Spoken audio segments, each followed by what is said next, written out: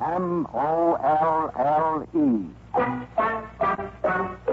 Molle, the brushless shaving cream with a special protective film that guards your face, presents the Molle Mystery Theater.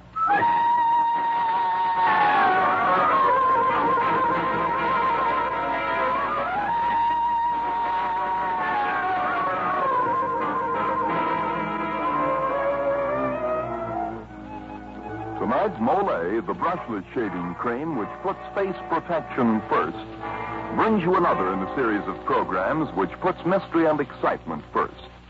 Each Tuesday night at this time, you hear one of the great mystery stories selected from either the famous classics or from the best of the moderns by Mr. Geoffrey Barnes. Mr. Barnes, who has made a lifelong study of mystery fiction, is a connoisseur of fine detective stories. Mr. Barnes. Good evening, ladies and gentlemen, and welcome to the Molle Mystery Theater. Tonight we bring you a tale of espionage in wartime Washington, set in the exciting days before the invasion of North Africa.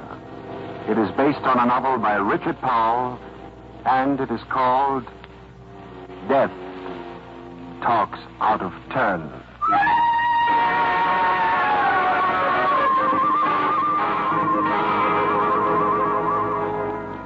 Now, before our Molle Mystery Theater play begins, may I remind you, the Japanese say,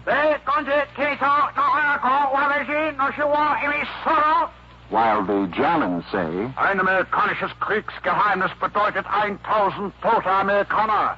In our language, they both mean one American war secret means 1,000 dead Americans. So if you know any military information, for instance, such as troop movements, keep it a mystery and help keep our boys alive. And now to our Molle Mystery presentation, Death Talks Out of Turn. Friends, I want you to meet Lieutenant Andy Blake, who is here in the studio to tell you his own story. Lieutenant Blake.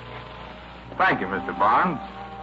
It was October 1942, and wartime Washington was quite restful until my wife, Arabella, arrived. I'd been commissioned in the Army several months before and had reported in Washington, leaving Arab behind to join me later. I thought that when Arab arrived, my troubles would be over. But I must have been nuts. 5 months of married life should have taught me better. Anytime Mrs. Arabella Blake wraps a guy in cotton wool, he better not strike a match, for it's likely to be gun cotton. Like most of Arab's acts, her arrival in Washington was unannounced. I was finishing up my work in the Pentagon building one evening, only half conscious that something was brushing the back of my neck. Even if there are 8 girls to every man in Washington, Andy, when I kiss a man, I expect to get his attention. Arab! Where did you come from, darling? I have a job in Washington as a secretary. And guess where? In the office of the chief of ordnance. I'm not sure I like you working there. They've got too many things you want to shoot. Oh, Andy, you're glad I'm here, aren't you? Glad you're here. Why, gosh, when you came in, Oh, look, Arab, I never could say these things properly. Oh, you need to be stirred up, Andy. You've been here 2 months, and you're still a first lieutenant. No citations, no ribbons, not even a badge for pistol marksmanship. The way I handle guns, I'll get a badge and a military funeral at the same time. But meanwhile, we've got to find a place for you to stay. Oh, I have a room already, Andy. What? It's not half as hard to find a room as they say. There must be a catch somewhere. How did you get this room? I heard somebody on a bus say that there was a vacancy at a place out on Northwest Q Street. So I went there, and I took it. I didn't know people in Washington talked out loud about vacant rooms. I thought they whispered. Well, I was sort of eavesdropping. I suspect I won't approve of this. Well, while I was eavesdropping on people talking on buses, I heard a man say, "We're having trouble renting that vacant room at 5797 Q Street. None of the girls have been exactly right." Well, what's so suspicious about that remark? Well, I didn't like the way the man said it. What was he like? Short and fat and I think bald. Gave me the creeps. Andy, I'm sure he's a spy. Oh, I don't believe it for a minute, sweetheart. But I'm going to have a look at that room of yours.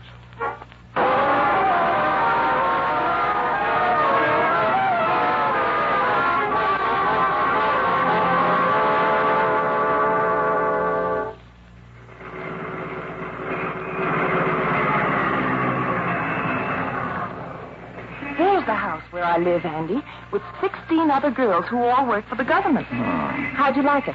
I don't think I like it at all. Well, maybe you're right. You know, before I rented the room, they asked me a lot of questions to see if my job was important enough. Wanted to know if I had any connections with people in the Army and Navy. Come on, Arab. We're getting out of here fast. And don't get out of the car. You're not going back into that house. Well, I've got to get my things. Anyway, if you won't help me investigate, I'll do it by myself. Say, wait a minute. You can't do this to me, Arab. Oh, I can't I? You just watch, Andy Blake.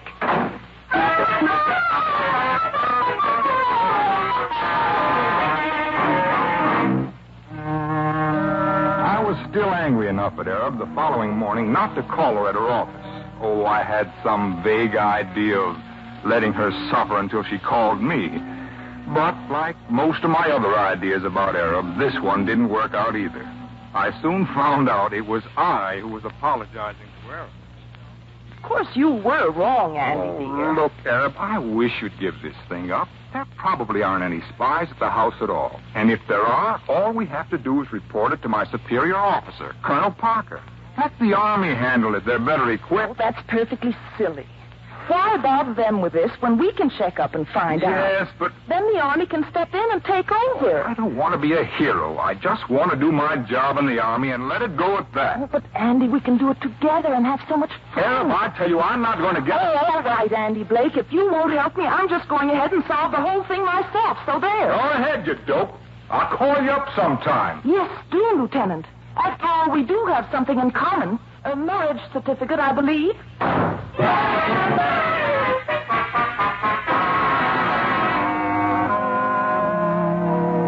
The more I thought about the situation, the more worried I became about Arab.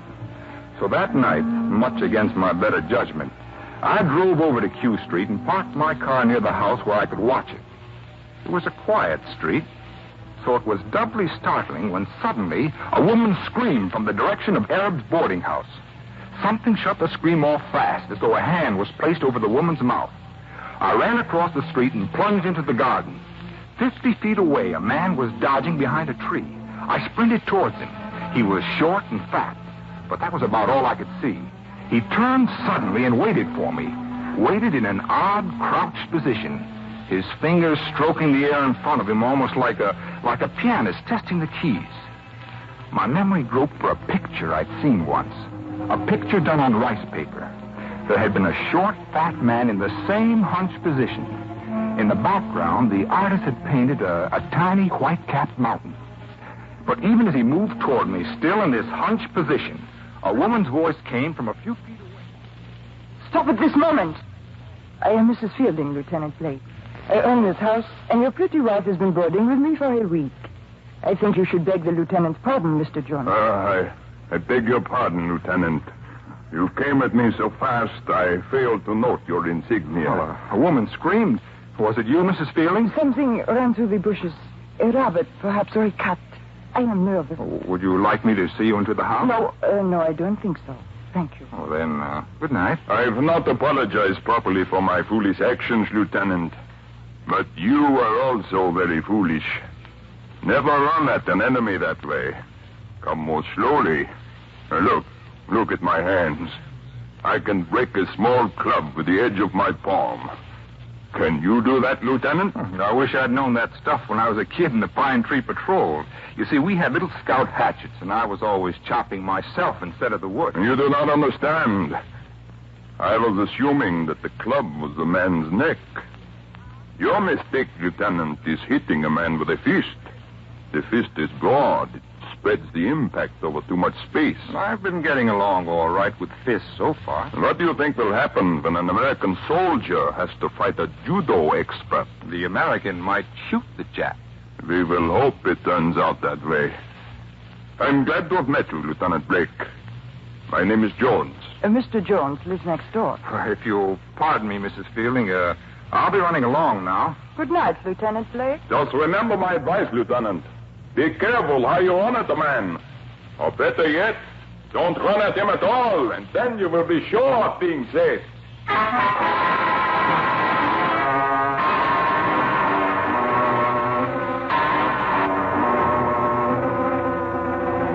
There was something about Mr. Jones I didn't like.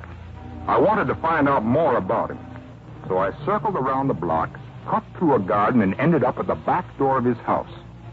The door was unlocked. I stepped inside and listened. There was no sound. Then I started my search using a flashlight. There was nothing downstairs, so I went up to the second floor and entered a huge study. I found a newspaper clipping there that had been torn out violently. The story was about a recent broadcast picked up by the FBI from a station inside Germany.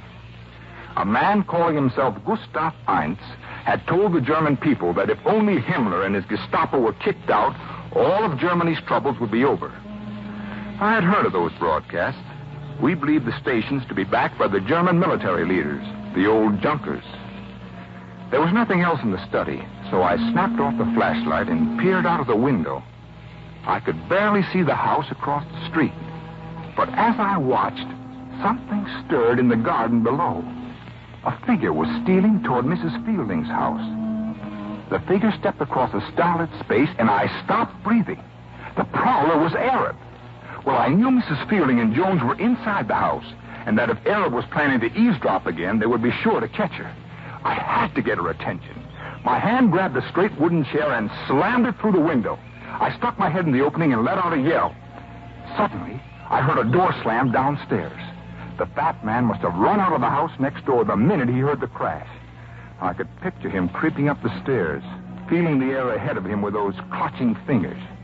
My best chance was to wait for him to make a noise. I pressed back against the wall of the room and waited. Somewhere in that house, death was moving toward me. My breathing was getting louder, like a guy in the last stages of asthma. I tried to hold my breath. Now a sound of breathing was coming up the stairs. Somebody else was breathing. The fat man was somewhere near me. I felt around me in the darkness until I finally found a weapon, a small statuette. I flung it in the direction of the breathing and grabbed for my flashlight. The beam showed the fat man in the center of the room struggling to get his gun out of his pocket. The statuette had missed. I could see the gun coming from his pocket, but I stood there, frozen. Then another voice spoke somewhere within the room. The most welcome sound I have ever heard. It was Arab. Drop that gun. What? Keep that light in his eyes. Don't worry, I will. Now, just hold that pretty pose, Mr. You'll never get to me. Oh, it sounds like a light. Of course, darling. Now let's get out of here. Hurry.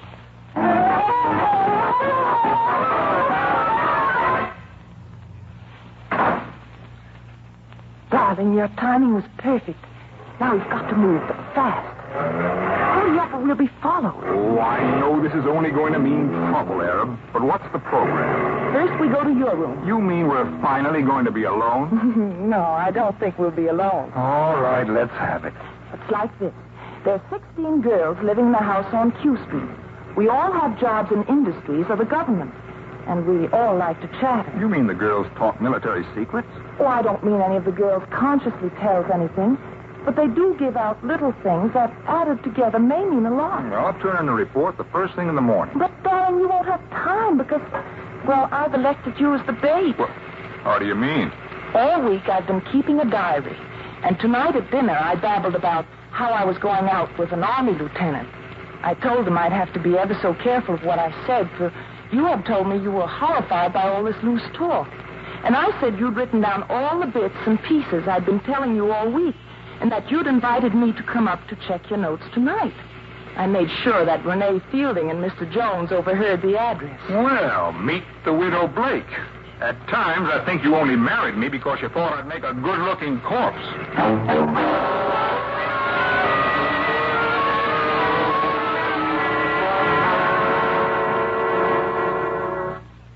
Well, while we're waiting here in my room for your Mr. Jones, where are those notes of yours?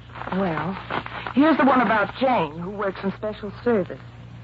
After finishing breakfast, she suddenly pulled a word in Arabic on us. Well, what's suspicious about that? Jane has no interest in anything geographic. She happens to work in special service, and that's the branch that puts out guidebooks for soldiers. Well, what else?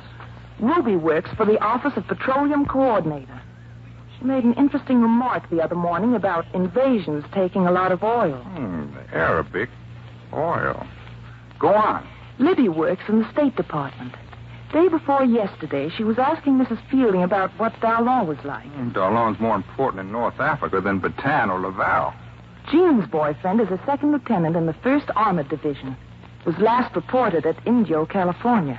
Jean said the next letter she got from him would have an APO number.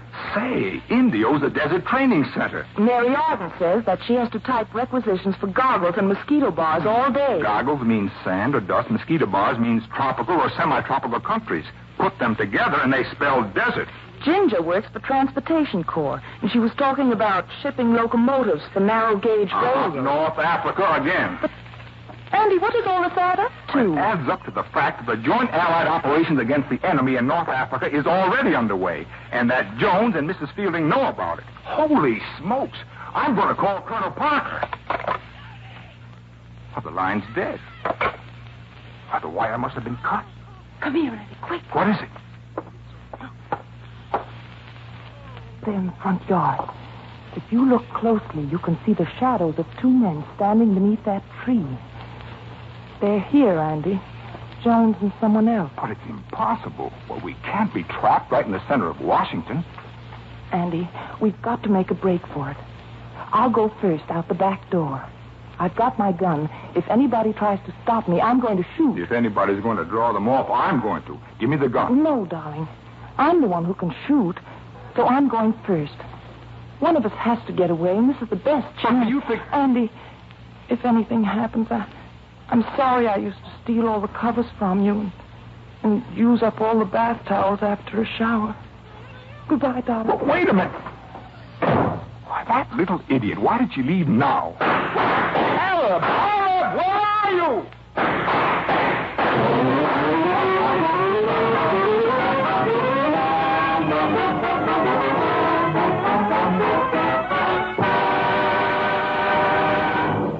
This is Geoffrey Barnes bringing down the curtain on the first act of tonight's Molle Mystery Theater play, and reminding you that even now, after 2 years of war, there are still a few people who think something like this. Listen, we're winning the war. It'll be over in no time. What's the use of working yourself to death? Yes, ladies and gentlemen, there are some people like that.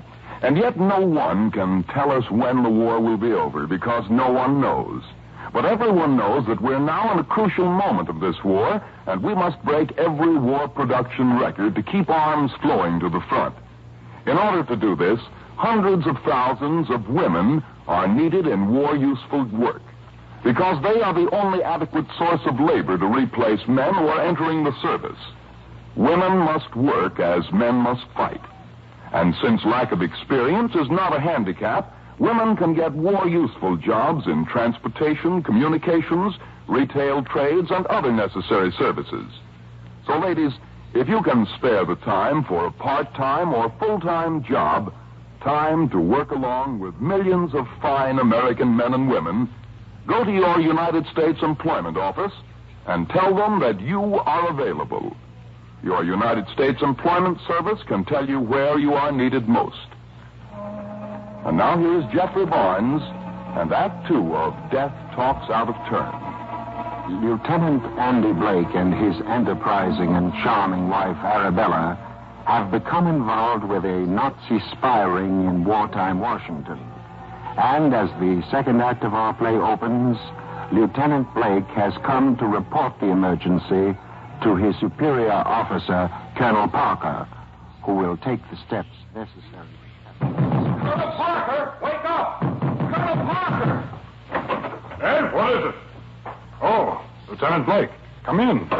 It's that Q Street business I told you about, Colonel. My wife was right. They pieced together a lot of North African and invasion data, and Keep your voice down, Lieutenant. Well, sir, I think these people in the Q Street house have also got my wife.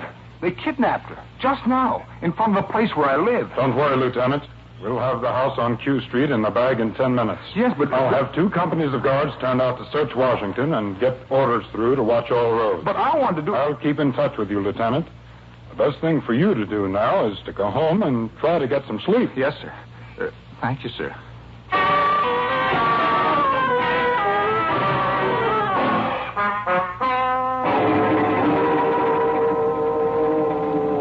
But I couldn't get some sleep. I kept thinking that Arab might be merely a small huddled shape somewhere.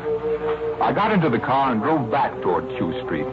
Suddenly, a block away, my headlights gleamed on a small white sports shoe lying by the side of the road. It was Arab's.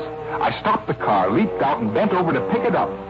It was too late when I saw the club swinging for my head.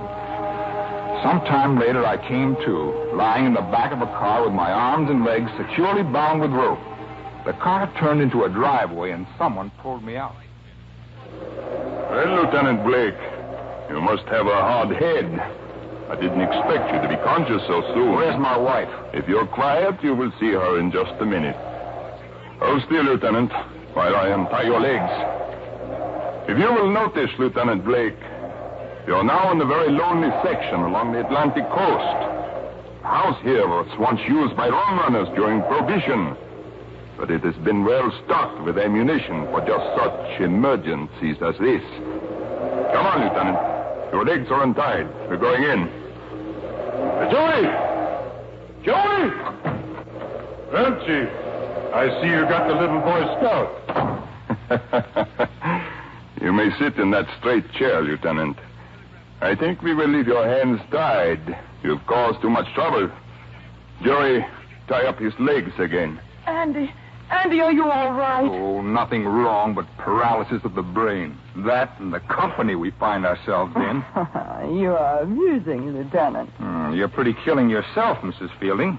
But how are you and Jonesy and this mug going to get out of this? Our Army and Navy isn't asleep, you know. Your defense command has no chance. Give us the German Army and the Navy and the Air Force, and we, the Gestapo, will rule the world. Chief, it is late. We've got to get moving. Lieutenant, you will see how well the Gestapo works.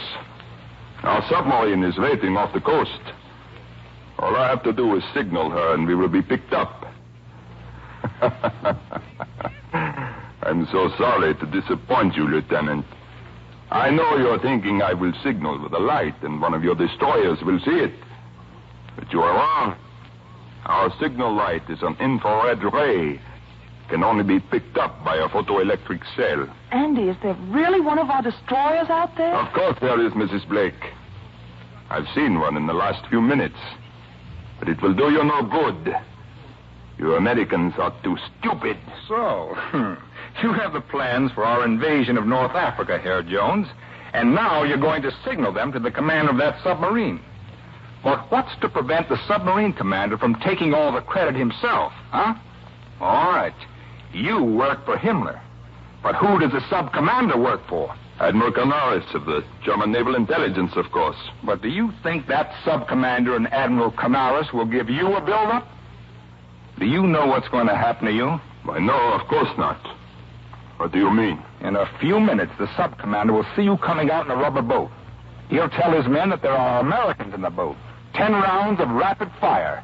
10 rounds, Jonesy, and you'll be... Stop it! Stop it, I tell you. We'll see who gets the credit. I won't give the plans to the sub-commander. I'll use the shortwave set. But the destroyers can pick up that stuff. A chance in 100. One destroyer cannot cover the entire shortwave band. We'll take a chance. Joey, get the code book in the lower right-hand door. Get paper and pencil. Yeah, First sentence, Jones to Ulich. Second sentence, for Himmler only. Third sentence, 2 United States forces sail from East Coast ports of embarkation. Fourth sentence, objective North Africa, absolutely confirmed. Encode that, Joey, quickly. There will be more. Okay, Chief.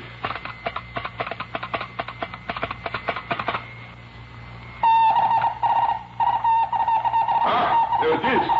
Now give me the message, Joey. Andy, why did you talk him into using the short wave? But with them using a shortwave radio, our men will be able to locate the target, this house, and start shooting. Any minute now. There it is! Come on, boys! Lay it in there, lad! Watch for this one, Jonesy! Come on, boys! Right 1, double, down 5! 1, 2, 3, down! Joey, let me! Now, all the people! This is Joey! Hurry up! They've got their bracket now. No change, no change. Hurry up, Joey! Hold on to your hat, Arab, darling. I'd rather hold your Oh, hand. I wish I could think of something deathless to say. I love you, Andy. I love you. That's deathless enough.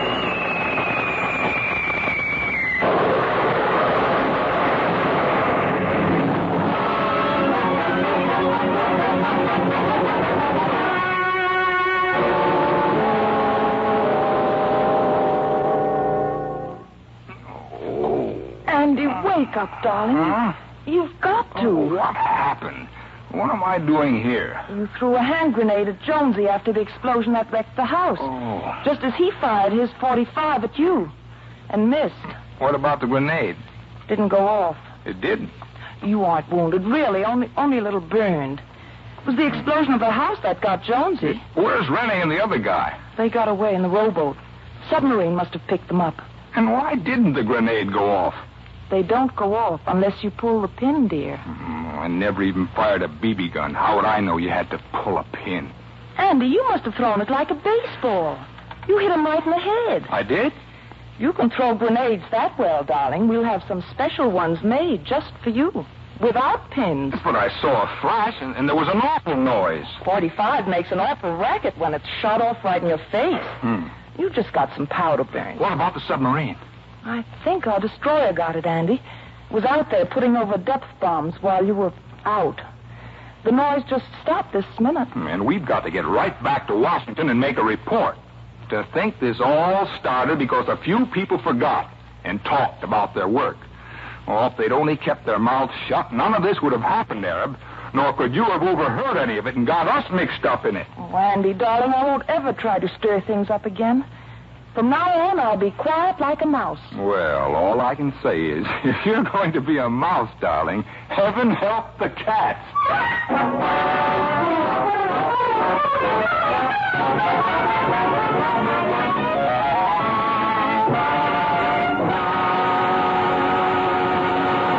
Ladies and gentlemen, our Molle Mystery Theater play tonight has introduced us to a very lovable little lady who delights in solving problems. As a matter of fact, she's right here, Mr. Barnes, and wants to tell our audience about another problem. Ladies and gentlemen, Mrs. Arabella Blake. Thank you, Dan. You know, ladies and gentlemen, believe it or not, after my experience in Washington, I did settle down. But later, when Andy went overseas, I became aware of the problem Mr. Seymour's referring to. And, well, I knew that when Andy heard about it, he'd think I was up to something. But I went out and got myself a job. And, ladies, I didn't have any previous experience. Just that short while as a secretary in the Ordnance Department. But I had plenty of time and I guess a sort of appreciation for the privilege of being allowed to live while the momentous history of today is being made. You know, we women know how to work. All of us do. And oftentimes we can take over and do just as good a job as the men. And friends, the need for women and more useful work is urgent. So tonight, I want to ask each one of you ladies in the audience to consider the advantages of helping your country now, in this, the crisis of the war. At the same time, I want you to consider the extra income you'll have earned. Then, if you decide that you can take a war job, go immediately to your local United States Employment Office and tell them you're available. Ladies, our country's need for woman power is serious. Our country's need is now. And now Geoffrey Barnes to tell you about next week's story. Next week, we welcome to our Molle Mystery Theater two of the most unusual detectives you've ever met. Miss Rachel Murdoch, a delightful old lady of 70, and her Persian black cat, Samantha. Our story was written by D.B. Olson, and its title is The Cat Saw Murder. So, mystery fans, we invite you to be with us next week for that mystifying adventure thriller, The Cat Saw Murder.